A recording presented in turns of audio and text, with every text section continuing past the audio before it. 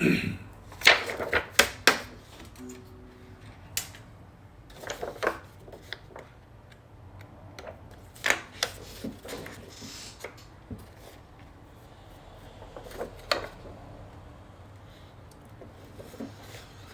right. Happy Friday, everyone. Hope you're well. Happy morning, happy lunchtime, happy afternoon, happy evening. Dean, how are you? Hey, Kate. So, I was going to do a live and sort of talk about what we have coming up, but I sort of thought, what would be nice is to hop on, do a live. I was sitting at my computer doing some work, and I realized that in the last couple of months, one of the things I've been working on, hey Natika, one of the things I've been working on is redeveloping the structure of our handout. So I looked at the handouts that we have when we run our workshops, and I started to think, how can I make the handouts better? So I've come up with this completely new redesign of the handouts, and they're really, really cool. So it's just a matter of getting on and actually starting to work on them. So with all the work that's going on with the handouts and with the workshops we have coming up, I'm going to do some posts next week about the workshops we have coming up. I thought it would be good to hop on and have a chat with you guys about some of the problems that you might be having with your writing. So it's a little bit more of an interactive session. So I know for myself, some of the problems I've been having is actually finding the time to sit down and practice.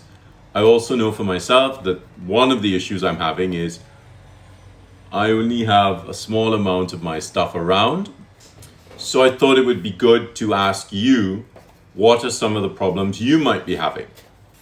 And more importantly, how can I assist you with some of those issues? So for instance, if you're working on a particular letter in a particular script, what is it you're struggling with? What are you really grappling with? So let's get some questions up, and I will move the camera so I can actually show you some slightly more detailed aspects of an approach to a particular script that you're having trouble with. So let's get a question. Come on. Hey Stevie, how are you doing? So I'm going to assume that you're all doing brilliantly with your calligraphy and you don't need any help whatsoever. Hey Tom. Okay, so Dean, question, letter A. So let me know which script and which letter, and I will sort of, I will jump in and letter Z, not A. Okay, so which script are you working with?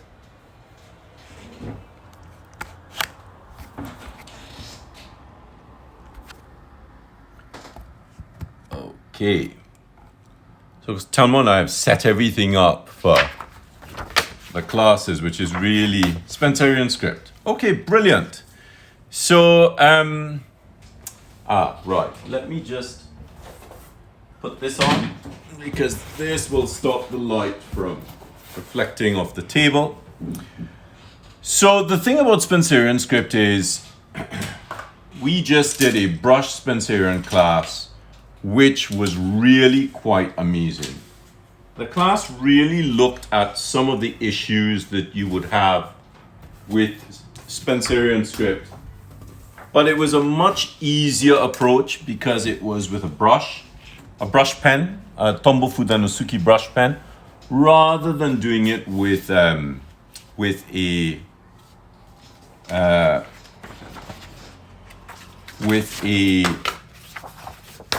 nib and ink. So let's look at this Spencerian Z. Might need a little bit more light in here.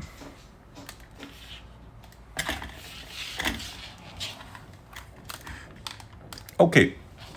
So what I'm going to do is I'm going to work through this script with a pencil first. Now, always go back to the pencil. The pencil is your friend. So my arm's on the table there, so you can see that. So I'm using muscular movement, so I'm just rolling in that direction.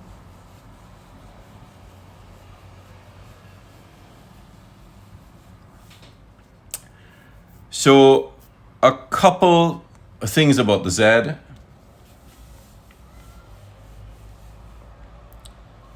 Notice the movement. Notice the movement. Notice the movement.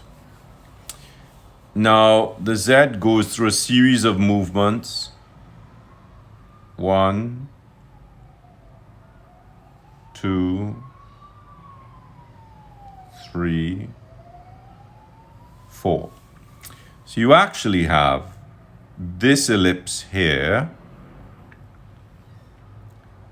this ellipse here, and this ellipse here, and this ellipse here. So you're basically going 1, 2, 3, 4. So these are all incremental movements. So you're basically going 1 this way, 2 that way, 3 this way, and 4 this way.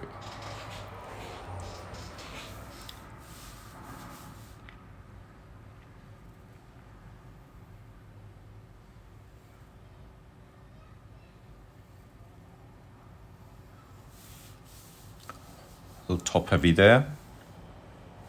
Now, I think one of the biggest issues with Spencerian script is people forget that the exercise is the letter. So when you're doing these elliptical movement exercises, I don't like to call these ovals because they're not really ovals. They're too regular to be an oval. When you're doing this exercise and you're doing this exercise, this is the letter. This is part of the letter. So you have to be able to go from the movement into the letter. So, you know, there's a great exercise, which is this.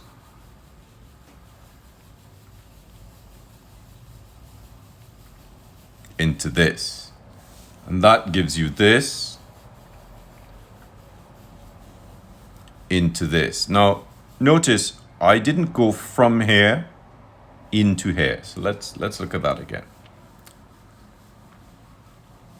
So I'm on the page. I want to go, so these lines are at 55. I want to go from a horizontal ellipse to an ellipse at 55. I'm on the page. I lift off and I rotate through and then I come down. So that movement, so remember the line is a mark on the page plus a trace in the air. So we've gone from that to this. So you can go clockwise. Now remember, when you're on the page, you're actually working slower. So in the air, you're slightly faster. And down. And up. And down. And out. So let's look at the letter itself.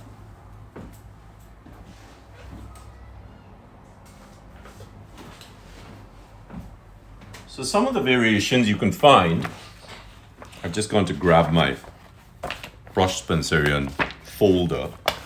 So this was from the class on the weekend, a couple weekends ago. Lots of movement exercises. There's the Z. Now, of course, there are lots of different kinds of Z. But we can see here you go, so obviously, you know, I use this aspect of my fourfold symmetry, which is continuous movement. And here you can see the letter is actually all one shape. We're starting here, we're starting here. We're starting on the baseline, but in the opposite direction. And up, and down, little turn, and out, and back again. Or you can go around. So I found that there are two ways to approach the writing of these letters. You can either go 1, 2, 3, and 4. So actually the Z started here.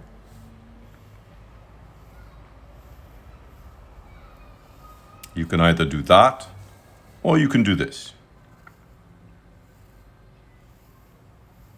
And down and bounce. So that there are two approaches. You have a sort of continuous elliptical movement, or you have a cusp. So remember, cusp is when you take a loop and you cut the loop off. So you end up with this. So this is actually a loop here that we've taken out. So that's the cusp there. So Dean, I hope that helps. So Calligraphy 246 has asked for loop the I. So I'm assuming that's the stem capital letters with loops like the B. So stem capital letters are letters, for those of you who don't know. So those of you just joining us, so what I'm doing today is I'm just looking at anything that you need help with. Obviously nothing too psychological.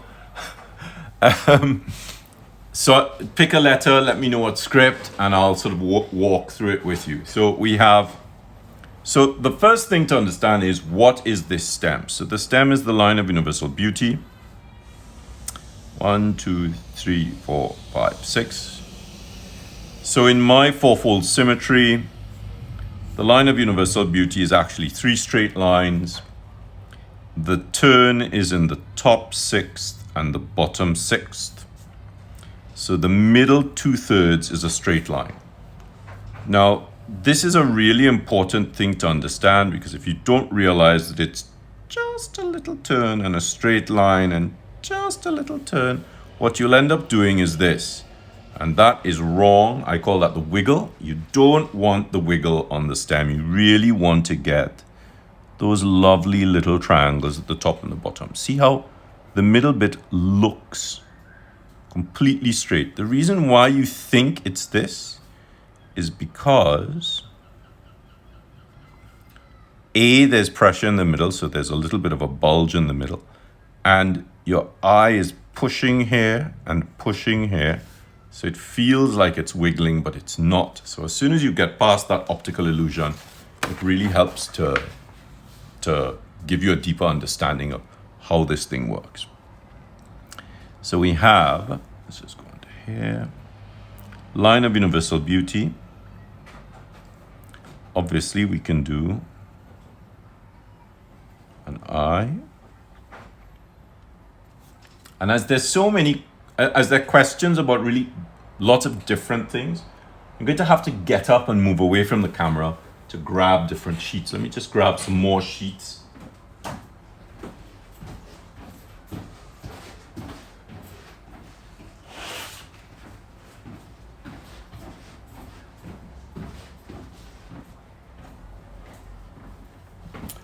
All right, so let me find a grid that helps. So I'm using my Copperplate script teaching material. Okay, so let's look at this. I will use this grid. So these grids are available on Shopify. They're for free. And I think we also have them in the PAScribe scriptorium. You can find those links in the bio. So this is a grid that I developed for the teaching of Copperplate script. So let's start with these letters for Calligraphy 246. Right, here we go. The B sits here. So we have that. So I'm using my angular confinement. Let's use a red pencil. I need to sharpen this.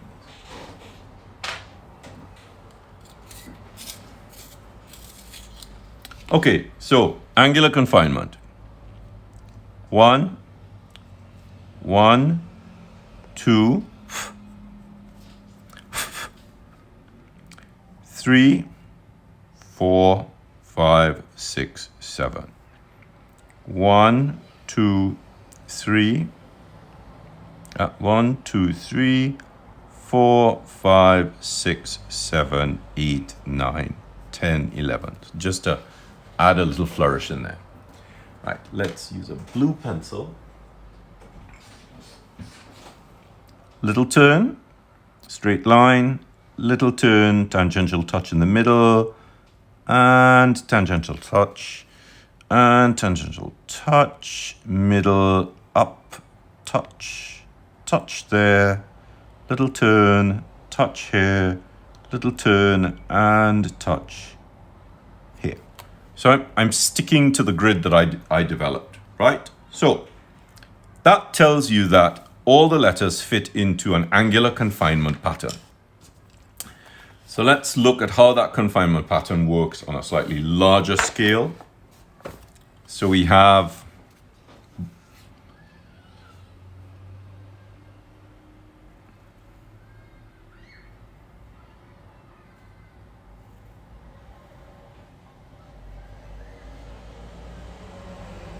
notice the weight is on the 55. The other thing, so I'll also look at some of the issues that you might be having. If you did this, notice it's already not on the 55. And then you did this, and then you did this. My letters fit within a series of parallelograms. Let's just go back to that letter. There we go. So you can see this parallelogram holds the letter. It's a sort of bounding box. This letter, is the stem or the line of universal beauty, is not on the 55. The weight here is not on the same line that the line of universal beauty is on. The weight here is not on the same line, and the highest point of my B is over here. The highest point of this B is all the way over here. And this again is on a slightly different plane of weight. So essentially what you've created is you've created something that is more like a triangle. Well, technically it's actually more like a pyramid. So understanding how to keep the weight on the same axis is really helpful. So now the letters that I group together are B. I'm just doing a ball serif here.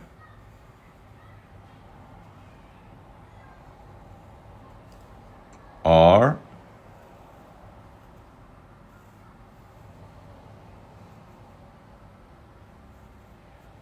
And P.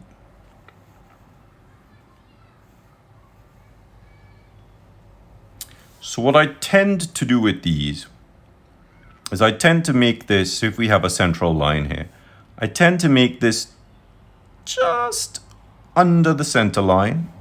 This is just on the center line, and this is just over the center line. Notice my initial part of the second stroke is actually much deeper than the top part. So I would do this, and I would fill all of this space for a number of reasons. You know, if you do this, it looks like ram's horns, which you don't want.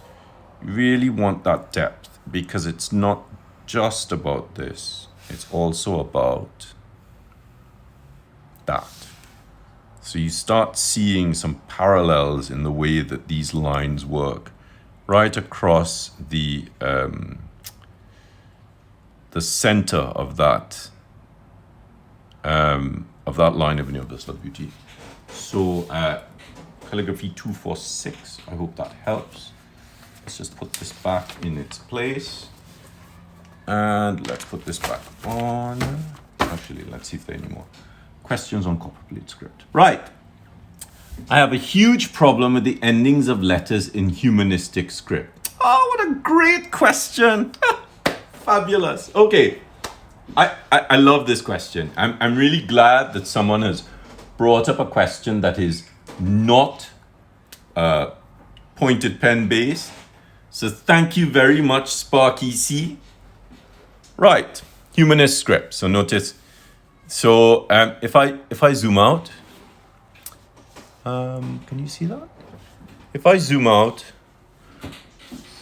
see what it looks like on my iPad. Come on. So the iPad's a little bit lower. There we go. You can just see the edge of the table here. So notice how the page is at a very steep angle. So because I'm going to look at a Humanist script, I need to change the angle of the page so it's straight on. So let me just change this as well. Okay. What? Humanist script. This is great. Right. So for Humanist script. So Humanist scripts tend to have quite a tall X height. So I'm going to work at 4, which is a little bit squatter. So the thing about a Humanist script is this. 1, 2, 3, 4, 5, 6. Now that looks surprisingly like a foundational script. Foundation is a little bit wider than that.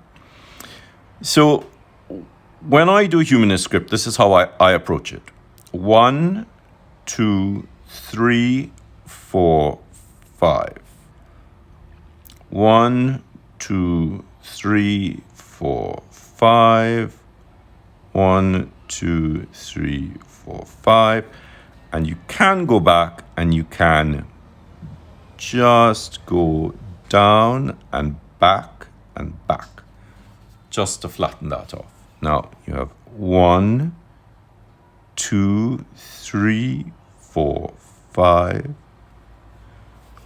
1, 2, 3, 4, 5, 6.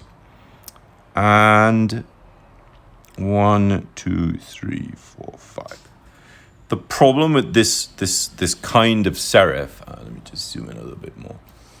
This kind of finial is you can either do this and do that and do this and do that, or you can create the whole thing back and out. Now, this obviously is smoother on the inside, whereas this is much sharper. So those are the two main ways of finishing off a Humanistic finial. Now, you can also do this.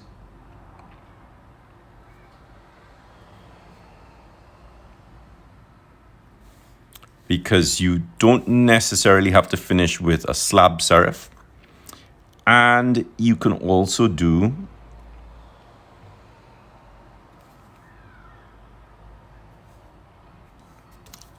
that's not what I'm trying to achieve.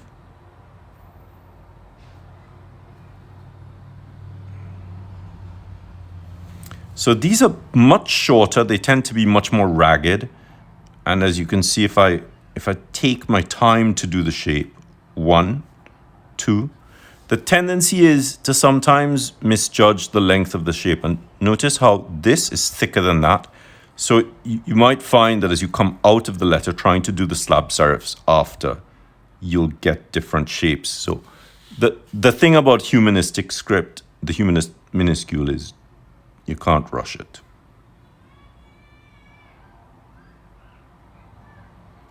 Yep. So Sparky C, I hope that helps. OJ, I have an issue with the minuscule F. So Laurie is having an issue with the minuscule F. So let's change this back. So let's look at the F. The F is really a difficult question. So I'm going to stick to pencil work because I think it's important that you can control a pencil before you move on to a nib. So I'm going to do a double height. So I'm marking off my baseline, my X height, ascender and descender. So we have down and up and around. Kink is in the ink. Remember, you have to kink and come down. So essentially you're doing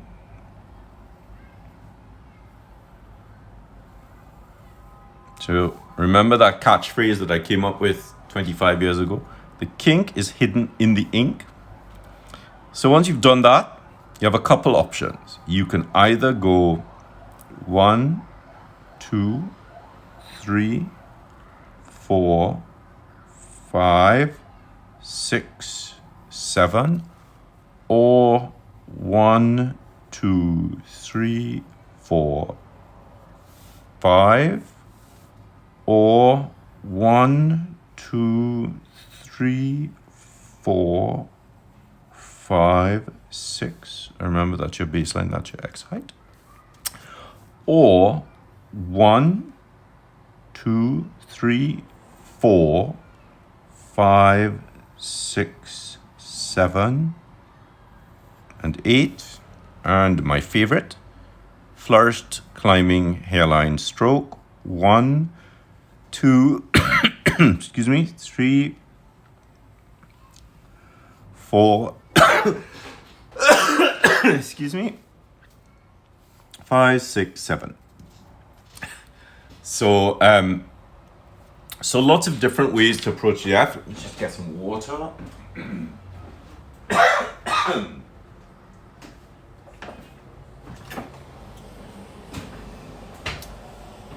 So, Laurie, I hope that helps with a little bit more understanding of the F. The thing to remember about the F is, if you're writing,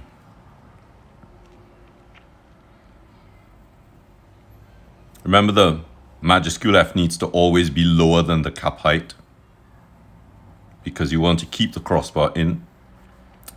This is still a line of universal beauty, as is this.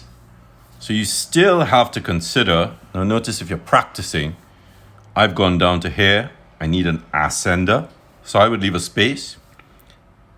Ascender, X base, ascender X. Notice I'm leaving enough space so my practice is not interacting with itself, and descender line. This is the height of the F. So that is the straight line. So the weight is, the straight bit is in the middle. So that's 2/3 of it. So that's your F there.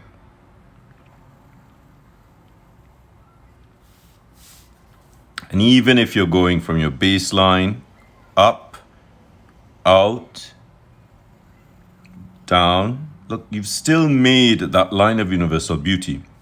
So you have to always think about that line of universal beauty. So Laurie, I hope that helps. So Brennan Clare has asked about the Copperplate capital B. So I hope going through that earlier on, you managed to catch that. Just let me know if you haven't. Currently self-studying Copperplate and Spencerian, and I don't have any teacher at all. Are there any tips that you can make that can make difference in my practice sessions? Okay, so CRL. The thing about Copperplate and Spencerian is you need to learn about muscular movement. If you don't understand muscular movement or whole arm movement, you'll produce some letters, but they won't be brilliant. They'll just be sort of ratty letters because you're using your fingers. And both Copperplate script, actually all our scripts, all scripts require muscular movement because it's muscular movement that helps us to produce this kind of smooth rhythmic, these smooth rhythmic lines.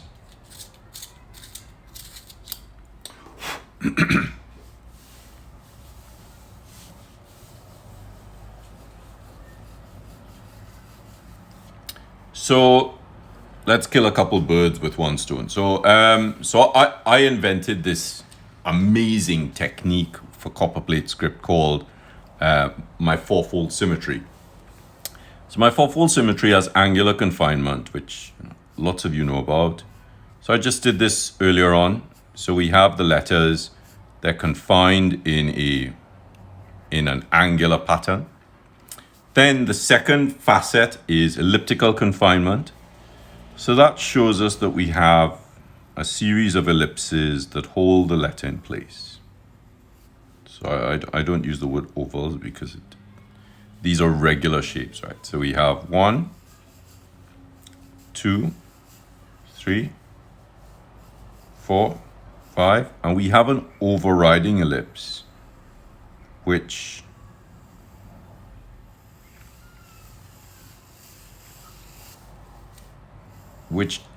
gives us a zone of flourishing. So if you're going to flourish this letter, you can get away with flourishing here, or you can get away with flourishing there. So really there should be no other majuscule interacting with that space. So Brennan, I hope that sort of helps you with some of these elliptical movements to get these letters smoothest. You have to be using this whole arm movement. Spencerian script, 1, 2, 3, 4, Copperplate script, 1, 2, 3. So I'm using muscular movement and whole arm movement to produce these shapes. Even when it comes down to the writing of the minuscules,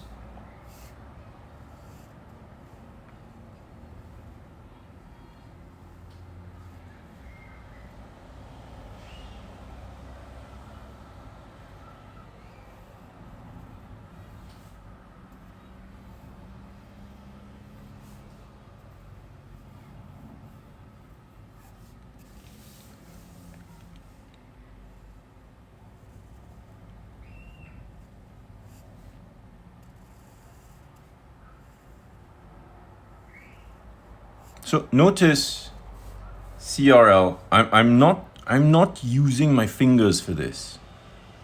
So I'll finish the word. So look at my fingers and look at my arm.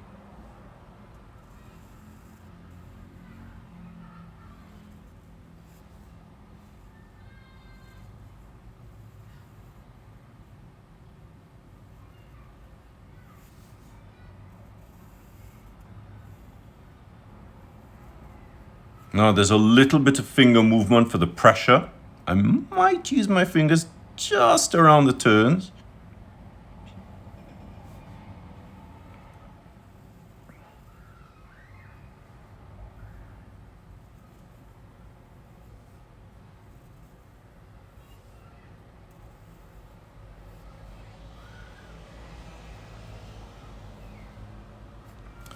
So that movement is really quite helpful. I'm actually quite far back. I'm just on CRL's comment. I'm not even looking further down. So I'm just slowly moving through this. Okay, so Roshni asks about the letter X. So this is great. I love the letter X. There's tons of variations. Up, down, and out. Notice 55, 55, 55. 1, 2, 3, 4 through the middle, 5, or 1 and 2 and 3 and 4, or 1 and 2 and 3 and 4. If you're going to do this X, I would cross it in the middle. Now, when I do an X, when I do this X, I go no pressure, and I press on this side. Because if you have pressure on both of them, there's too much ink and it destabilizes the letter.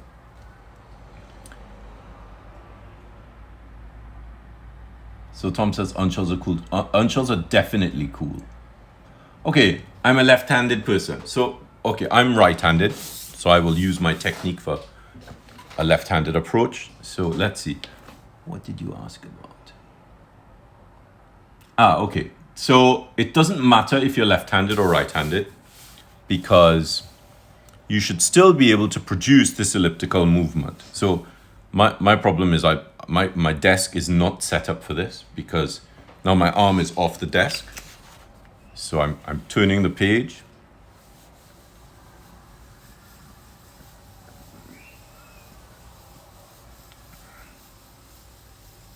So I'm generating that muscular movement. It's a little bit sloppy, sorry about that. I haven't practiced with my left hand for ages. And I would suggest as a learner, do not study both of them, because the two scripts are too similar and they will cause problems, and they'll start to cause bleeding and between the two scripts, and you end up with mess. I would study Spencerian first because of the movement. The great thing about learning Copperplate script and Spencerian script for that matter is, as a left-hander, you are facing the direction of the script. Of course, the problem comes if you have a hook, or if you have an overhook, or if you're writing underneath, or ideally you want to be holding the tool so it's facing this direction. Now, as a lefty, the thing you have to consider is as a right-hander as well, where is the tip of the nib? Because if that is the axis of the script and you're facing over here, look at the direction. The direction of movement will follow down the shaft of the pen staff and go this way. Just because the tip is on that line doesn't mean you're actually following the axis of the script. So there are lots of little things that you have to sort of consider before you jump into the script. But really, seriously, pick one script. Don't do both of them at the same time. So Doc K says, I'm really struggling with consistent spacing in Copperplate script. Dead easy. So we have this great PDF. Where is it? Which is free. I've actually taken out all the PDFs yesterday to start looking at changing them. Where are they? Ligatures, flourishing. Believe it or not, it's the one thing. Here it is. So it's called the Copperplate script training wheels. Just put this back on. So the Copperplate script training wheels are free, and they really change the way you can approach the script. So I developed the Copperplate script training wheels because I wanted to simplify the teaching of Copperplate script in a few stages. Now, we also have this on the PAScribe PAScribe scriptorium. And there are some videos that help. So the thing about the training wheels is they teach you a very basic structure. So we have this grid. And essentially, the grid also has some training wheels. So that's why I call it the training wheels. The aim of the training wheels is to go up on the 55, around the circle, down on the 55, and around the circle. So notice there, and there, and there, and there. That's higher, and this is and longer, and this is lower and shorter. And then you go around the circumference. So what that does is it immediately simplifies the writing of the script. So we go up and around and down and around and up on the 55. So you get... So the training wheels teaches you, it's only part one, these training wheels. So the training wheels teach you that this is a circle and this is a circle and that's a circle. So if you're writing am, you'd go up and around and down and around and down and around and down and around. And immediately you can see how this starts to train you to space the letters. Now, like I said, these training wheels are only part 1. Part 2, we're going to run through in the brush Copperplate script that I'll be teaching in December, where we halve these distances. But of course, you have to learn how to manage these open spaces in order to get better spacing.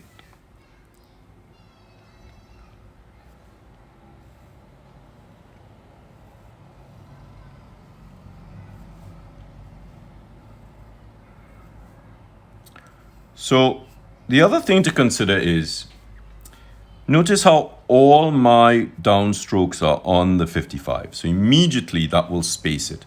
One of the biggest problems with Copperplate script is people do this. They come down and they go across. Well, if you go across, do you know what angle this is? So that's an arbitrary angle. It means every time you go across, the space is not going to be the same. Every time you go up on the 55 and around and down on the 55, you'll find that the spacing tends to be a little bit more regular.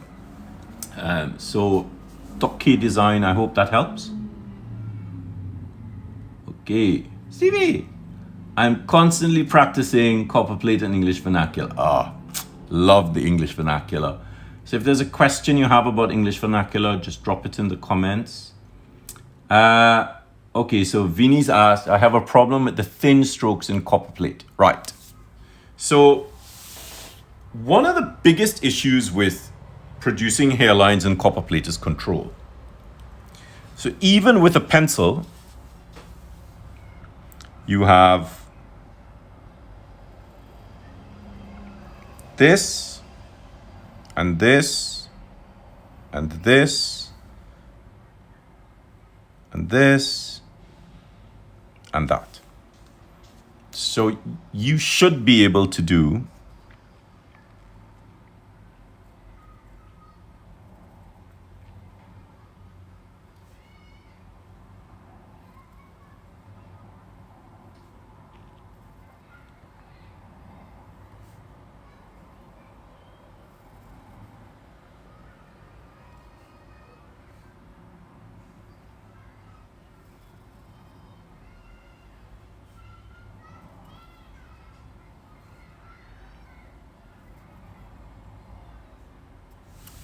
So I'm doing this with a pencil. If you cannot do this with a pencil, there is no way you should be expecting yourself to be able to do it with a pen, with a nib. Because control with a pencil is important. If you can't control the pencil, you won't have that understanding of delicacy of interaction, of tool interaction with a nib. And of course, it also depends on the type of nib and the type of paper and the type of ink. You can't really ask the question which ink to use, because it's usually ink, pen, and nib and paper. They all have to work together. You know, telling you what ink I'm using doesn't really help you, because you have to know which paper and which nib I'm using as well. So I hope that helps.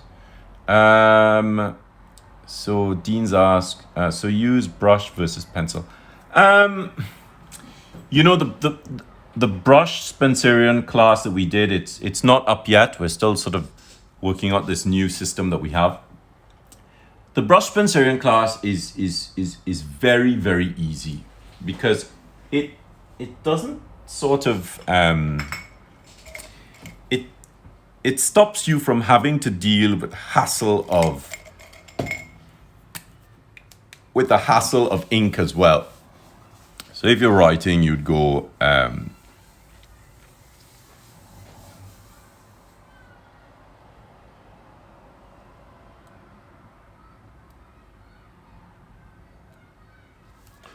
my mind's still in Copperplate script.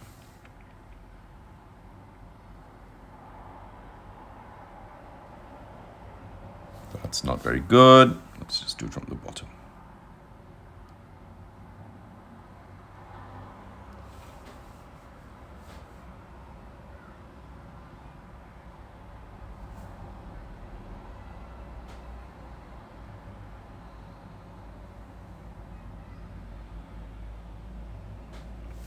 So I'm using the brush. Now, one of the things that I told the students in the class is that the brush is not the same as the nib. So if you're hoping to produce exactly the same letters in Spencerian script, you're not going to get that because they're two different tools. Also with the brush, you can get away with some small writing.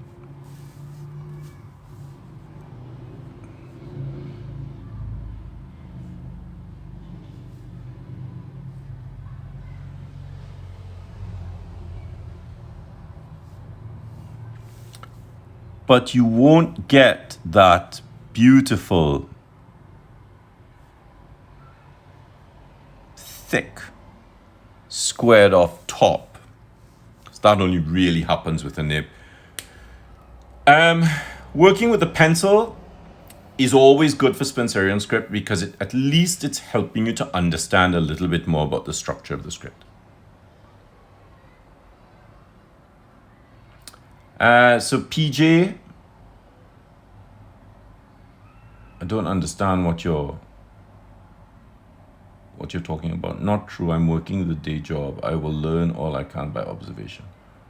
Okay, so I don't know what that is in reference to.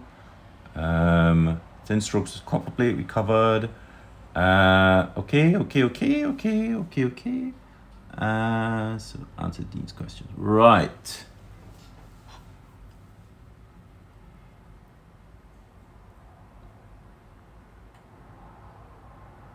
Sean Schrift says, okay, have a look at the scriptorium. That's great. Well, thank you very much. Right. What else? Oh, no more questions? Or am I really far up? Oh, you're welcome, Dean. Okay. Oh, not many questions.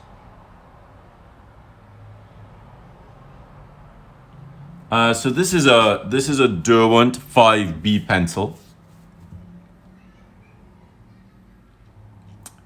The P and the B loop dimensions were the wrong way around. I think it depends on whose system you're working with, Tom.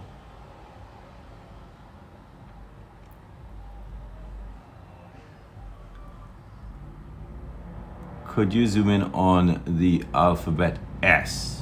Which S in which script? Is it the majuscule S's you're talking about? So just let me know and I'll go back to that.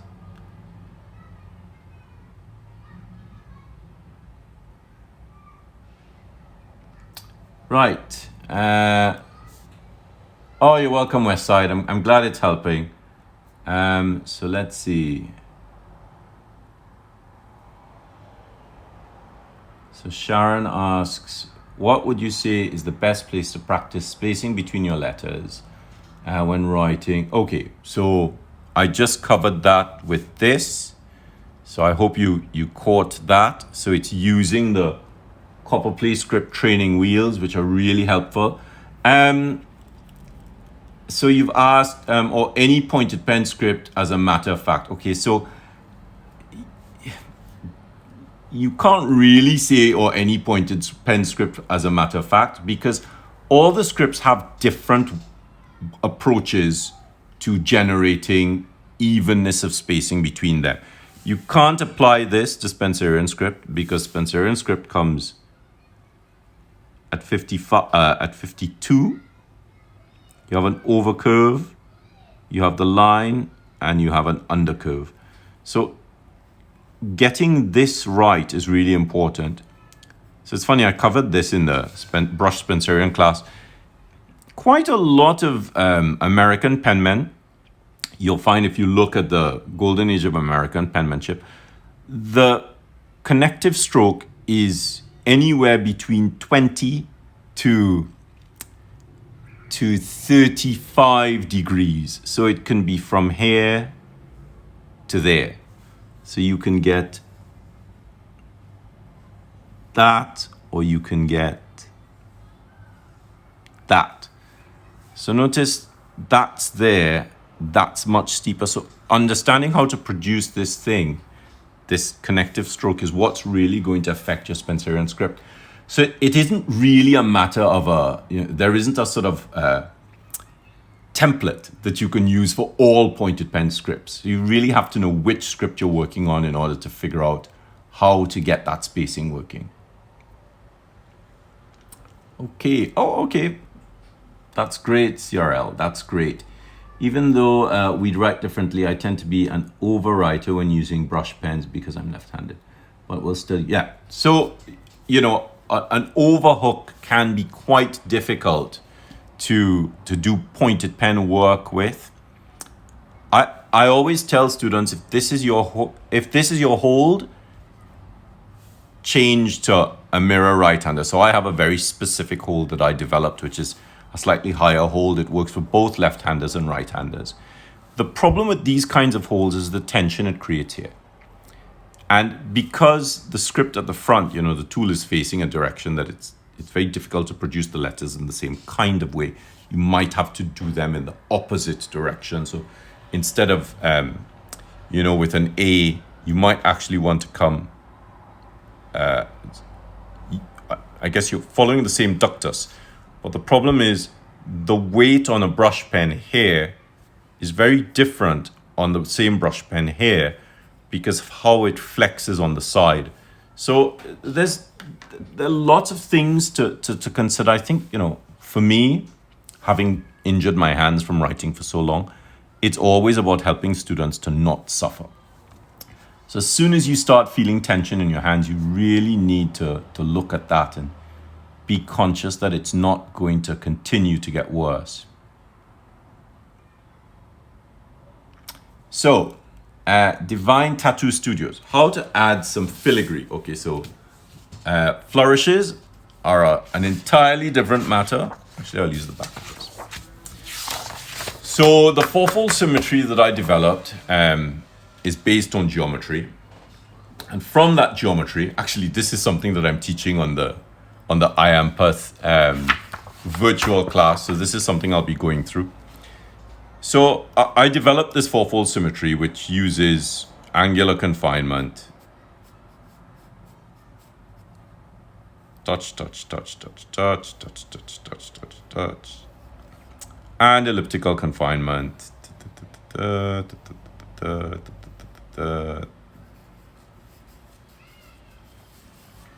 and continuous movement. So I'm not really going to go into that. So now with the flourishes, so I started looking at standardizing the strokes that we have. So in Copperplate script, we have the line of universal beauty for the majuscules, and we have the swelled stroke for the minuscules. So if we cut this off, we can actually get an O out of the I by flipping this over on the other side. So I reasoned that if we have this for the majuscules and this for the minuscules, we must have another type of shape for the for flourishing. So I always thought the shape for flourishing was this, and this is wrong. The base shape for flourishing is something that I call the line of universal beauty loop. So the line of universal beauty loop is this, because this eventually turns into this, right? But it's going under itself and in and out. This does this. 1, 2, 3, 4, 5. This does this, up and over, and up and over. And so it gives us that pattern that we all love so much with flourishing. But there is a geometry that underlies the structure of the line of universal beauty loop. 1, 2, 3, 4, 5, 6, 7. So it's all about geometry.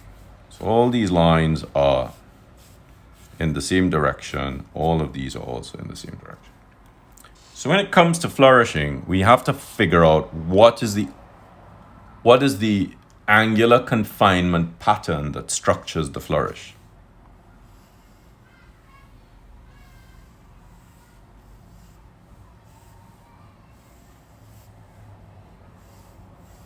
Okay, so we have a fairly crude flourish there. Sorry about that. 1, 2,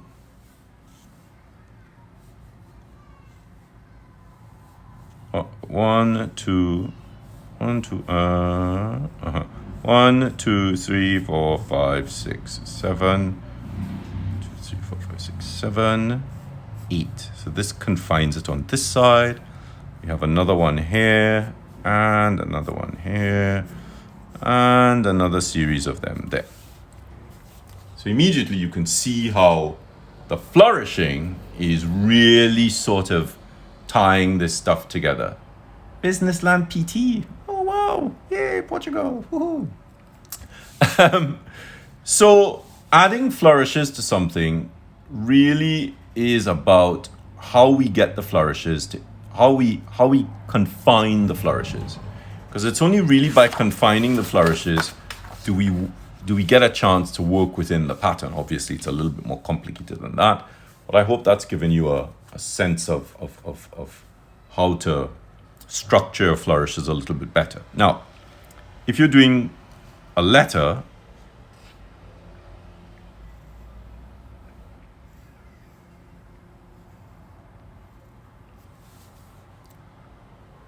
we have an overriding ellipse,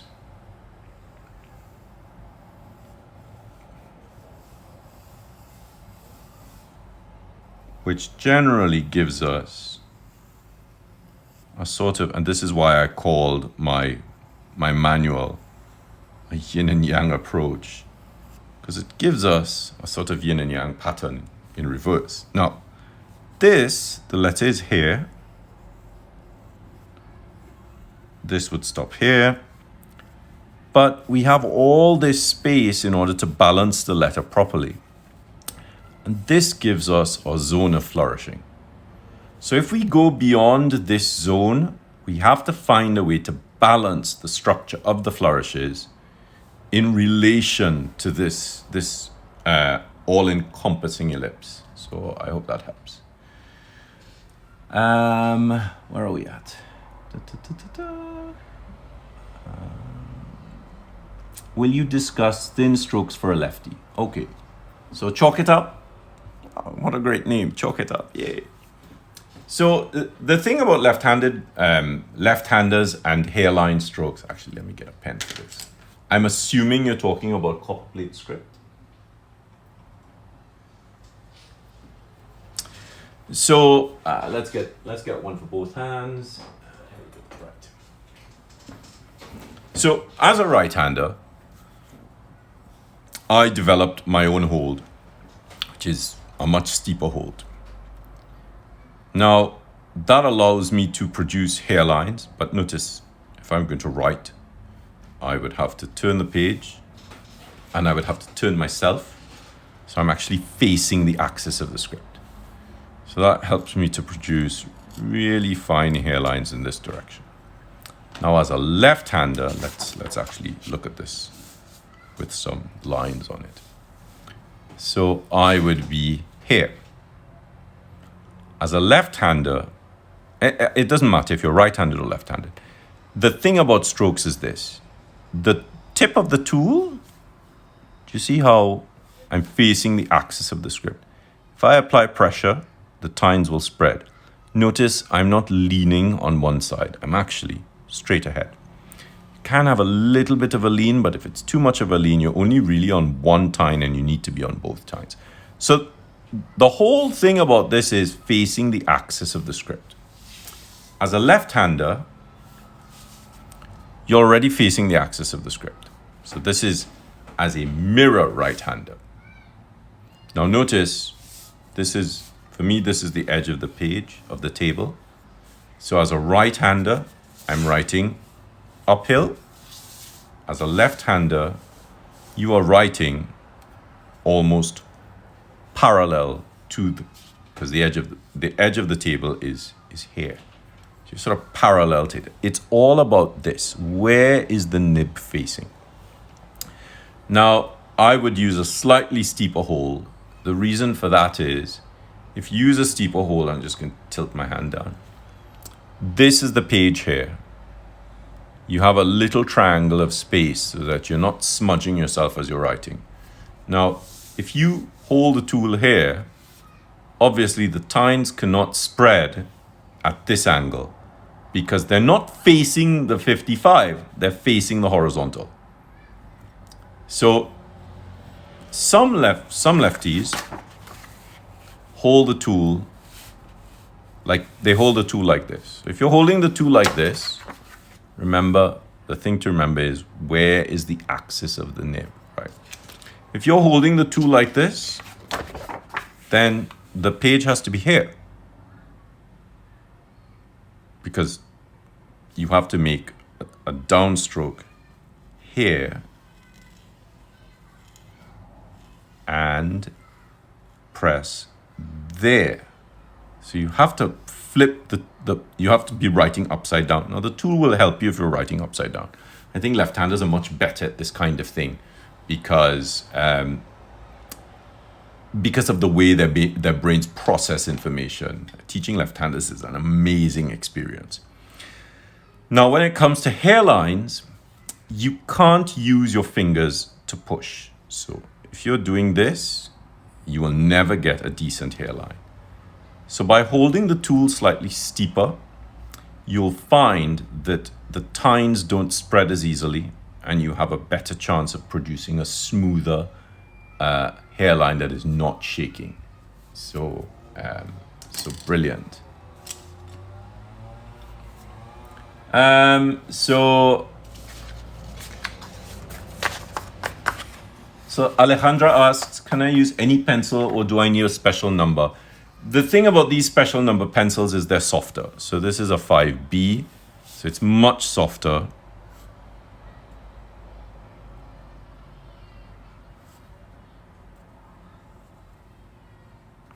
So it allows you to apply pressure, and it gives you, it helps to mimic the deposition that you'll get from a nib. Just to mimic it. Remember, it's about mimicking it. You can't produce the same weight. Right, let's see.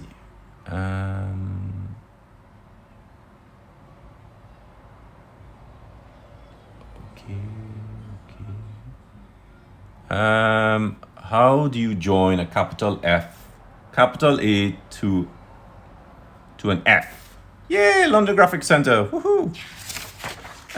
All right, so a majuscule A to a minuscule F. I mean, you really shouldn't be joining majuscules and minuscules together. If you were listening to your English teacher in class, you never join the majuscules to the minuscules. But you can get away with it in English roundhand and Copperplate script. I mean, you can really sort of get away with it anywhere. 1, 2, 3, 4. Kink is in the ink. 5, 6, and 7. So there's a lot happening here. You could do this.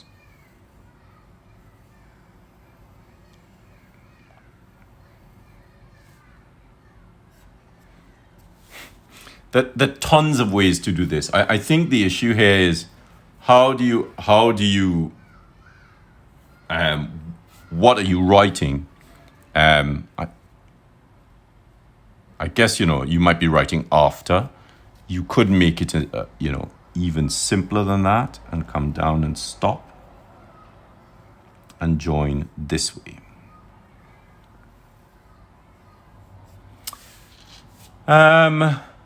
Join an N with an I in Copperplate, very, very easy.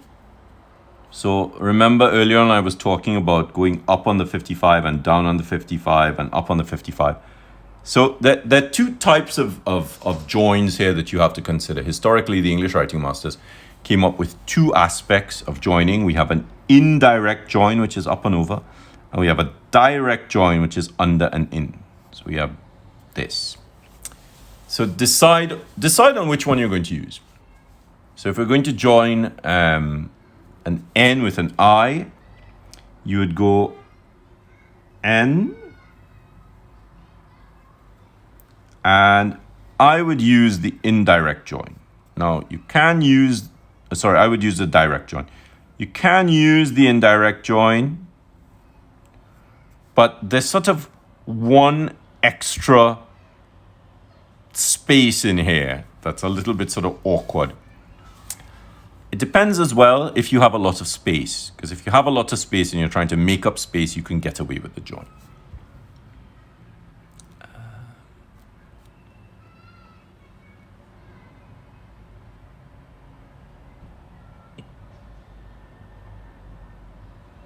Tomo! Yay, Tomo! No red light, green light. No, no, no, no, no. There'll be no shooting of followers in this game. And if we want to flourish that A, how then do we join them? Okay, so Tally Hunters asked, and if we want to flourish that A, how then do we join them? Well, the thing is, what kind of flourishing are you using on the A? So, you know, it's great that you guys are asking questions, but you have to think through what that question is. So if you want to flourish that A, the first thing you have to figure out is A, which kind of A you're thinking of, and B, what kind of flourish are you thinking of? So Copperplate script goes from hairline to weight. It doesn't go from weight to weight. This is not an A. This is not an A in Copperplate script. It might be an A in another script. There are instances in English Roundhand where this A is used, but it's a little bit more, it uses a little bit more understanding. So it might have just a little bit of weight on it, but the main weight is on this downstroke, because of course, you know, if you have Roman caps, this stroke, your second stroke is heavier. So ideally you want to keep the same sort of technical understanding. So we can do this, we can do this,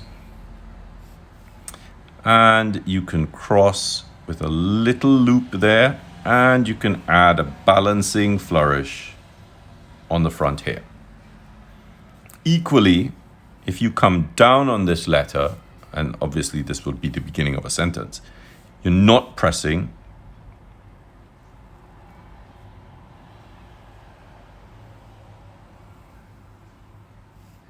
You can do that flourish there.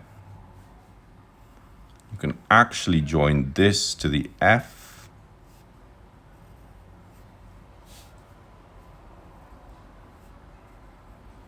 And so you're keeping the confusion. I generally put this in for a little bit of weight in the center. You're keeping the confusion away from the flourishes are over here because you want legibility here now. If you want another flourish here, I wouldn't connect this. I would actually do it on the outside. And then you could either go straight there or you could do an interlacing flourish here. So, you know, be conscious of the space that you're working with. I hope that helps. Who was that? Where's that going? Kali Hunter. Okay, so that's great. So we've gotten through a ton of things. I hope that helped. That's helped you with your understanding of the script. I'm just trying to remember where this thing is. Here we go. So I hope that's helped you with your understanding of the scripts and some of the stuff that you might be working on. The most important thing to remember is Axel. Whoa, yay, wow, that's brilliant. So good to see you on. So happy to see you. So everybody send Axel some hearts. She's just had some very difficult surgery and we're all sending her tons of love. Send Axel lots of love, lots of hearts. Let's cheer her up and let's send her healing energy. Yay, so good to see you on, Axel. Right, so I know we talked about lots of things here. I am planning to make this a little bit more regular. So, you know, jot down some questions and I will work into my schedule now that things are a little bit more stable. Echo! Woo! To do a live, just, you know, talking through questions and trying to help you guys. And that was a great question about the Humanist Minuscule. I'm so happy about that. So a couple things. One, you will never get better if you're rushing the strokes. If you're writing quickly, it won't work. The tools need time to respond to the page. If you have a heavy hand and you're pressing hard, you're going to have a lot of friction. The more friction there is, the slower the tool moves across the surface. If the paper is too smooth, the tool will slip across the surface. At no point is this fast. And even if you watch people produce ruling pen work, the initial stroke might be quick, but the movement to get the tool onto the page to make the stroke is slow. So when you see a stroke that is fast by somebody who really knows what they're doing, don't forget, in their mind, they have plotted this. They know what it is. They know where it's starting. They know what's going to possibly happen, especially if you're using a ruling pen or brush. So there's a lot of previous thought put into it. If you are a beginner or an intermediate, don't rush the stroke, because you have to give the tool the time to produce the shape. When you're coming around a corner at the top or at the bottom, you cannot approach the corner quickly. If you hit that corner too quickly, you're going to overshoot the mark and change the angle. The tighter the turn, the slower the movement. You come around in a B, a majuscule B on Copperplate script. You have this, all of this, woo, yeah, yay. But when you come to that little turn, it's woo, there we go. That little turn is a lot slower than the whole initial ellipse to get to the turn. So understanding this relationship of variable velocity, which is the fourth facet of the PAScribe tool, fourfold symmetry, understanding how this variable velocity works with the letters is really important. It works with all the letters like this in all the scripts.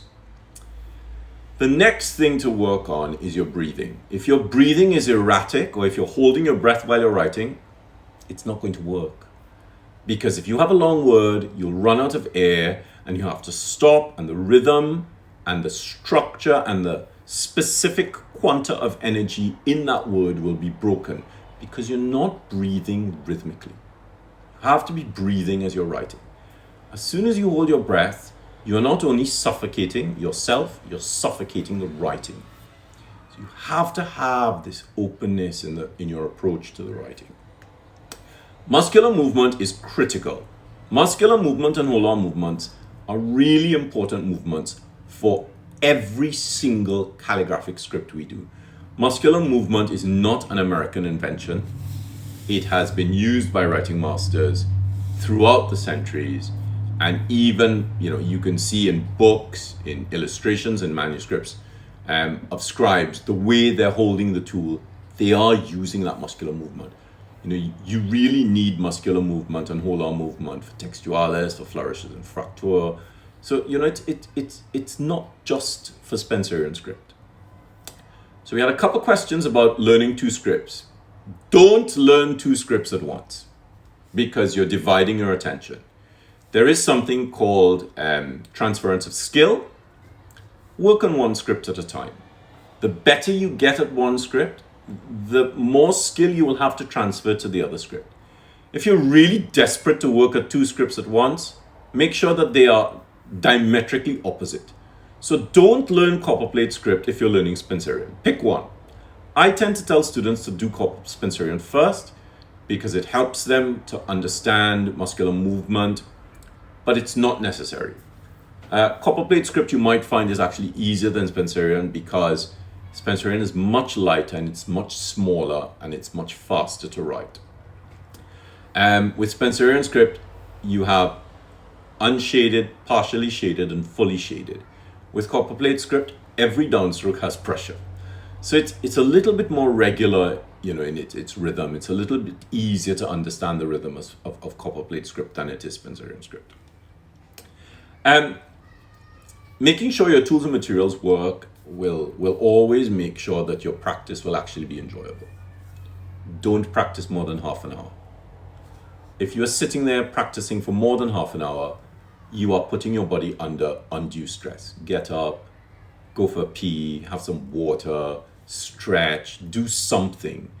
Sitting there for more than half an hour is going to cause your body to tighten up. And if you continuously do this, you will only end up suffering. You don't want to be in pain.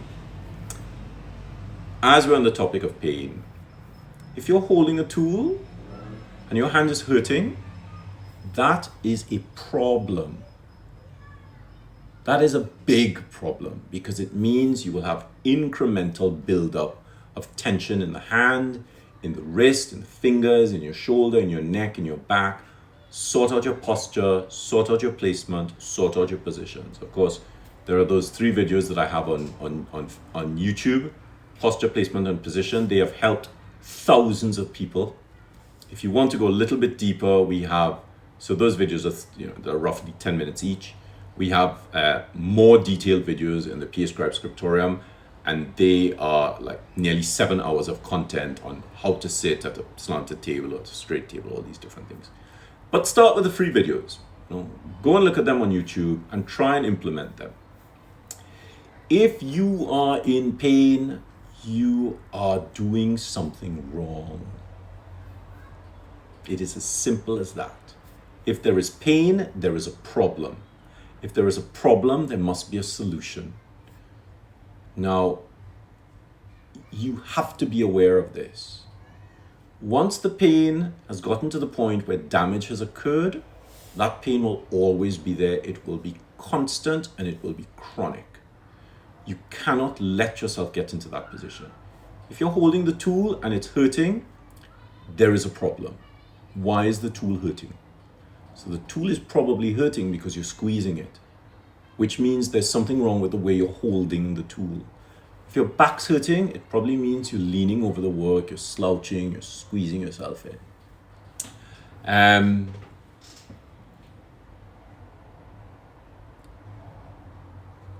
So TRV's just asked about eye strain. Eye strain is a serious problem. You know, my eyes got damaged because of COVID. I have to wear glasses. I'm still complaining about wearing glasses. I wore them as a teenager, but you know, I didn't need to after. But now I need to wear them. So both my long and short-sighted vision has been compromised because of COVID. So I have long-sighted lenses and I have short-sighted lenses for when I'm doing close work. And I also have varifocals, which, you know, I use for going out. But I have to wear them. So I wear them. Otherwise, things get blurred and I don't have that level of accuracy. Eye strain is a big problem for calligraphers. If you're suffering from eye strain, one of the best things to do is, like I said, don't work for more than half an hour. If you have eye strain problems, set an alarm for every 10 minutes. And you either sit at your desk, there's a window over here. So I would look up and there is a dish on top of a building that is about 200 meters from here. So every now and then I would look up from the fine work to that dish and really try to let my eyes stretch. If you have eye strain, there are lots of ways around it. You can cover one eye, you can sort of do this and just look around with that other eye and then do it to the other eye, just to stretch the eye muscles. So there's tons of ways around issues that we have. The problem is, you like to sit there and do your work, and at the end of it, you're suffering. That's not the aim of calligraphy. Calligraphy is not for you to suffer. Calligraphy called to you to help heal you. It didn't call to you to make you suffer. So brilliant. Okay. Oh, you're welcome.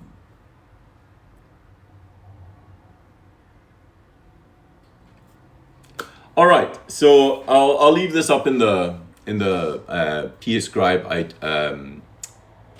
IGTV. I think I'll create a separate folder for it. And I'll work on this, you know, I'll try and do this once a week so you guys can, you know, have some help with what you're working on. All right, brilliant. So have a good evening. Have a great weekend where you are. And I'll see you guys soon. Bye-bye.